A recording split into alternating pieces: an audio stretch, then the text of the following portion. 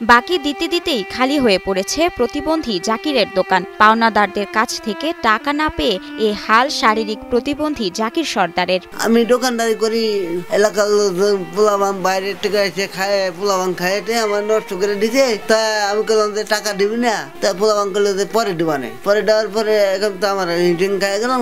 বাকির খাতায় লম্বা লিস্ট, কিন্তু জাকিরের ভাগ্যে ঝুলে আছে 5 থেকে 10টা চিপসের প্যাকেট। না, আমি কারো কাছে একমাত্র আল্লাহ দিয়ে দেবো। কোনো নিয়ম বেঁচে আমি ঢোকাবো না। কবে দিবি টাকা? তোকে টাকা নিয়ে আমি মাল তুলবো, তোরা দে। ওরা দেবো নে। কবে দিবি? কয় না, নির্দিষ্ট দেয় না যে অমুক দিন দিয়ে দেবো, টাকাটা আপনি পেয়ে যাবেন। তাই না দেওয়াতে আমি মাল টাল তুলি না, এই অবস্থায় আছি। রাজবাড়ী সদর উপজেলার আলীপুর ইউনিয়নের বারবাগপুর গ্রামে জন্ম প্রতিবন্ধী জাকির সর্দারের। রাস্তার পাশে ছোট দোকান করে স্ত্রী ফাতেমা বেগম ও প্রতিবন্ধী সন্তানকে নিয়ে বসবাস করতেন জাকিরের বাবা আমির হোসেন সর্দার। 2022 সালে মারা যান জাকিরের বাবা। বাবা মারা যাওয়ার পর দোকানের হাল ধরেন জাকির। আব্বু আমার 10,000 টাকা চালান দিতে, চালান দেওয়ার পরে আমি টুকটাক করে তুলছিলাম।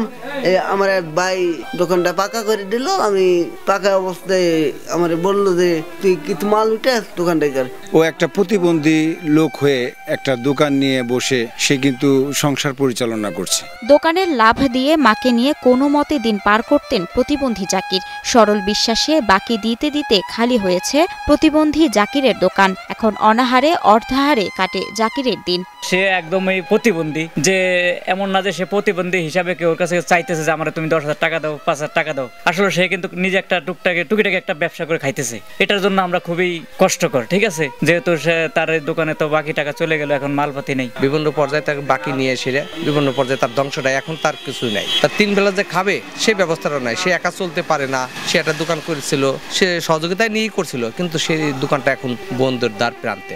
2 পায়ে হাঁটতে পারেন না জাকির, তবু কারো কাছে মাথা নত করতে নারাজ তিনি। কর্ম করেই খায় আর কি, মানে কোনো করে না, সাহায্য সহযোগিতা কোনো কারো কাছে চায় না, নিজেই যতটুকু পারে ততটুকু কর্ম করে খায় আর কি।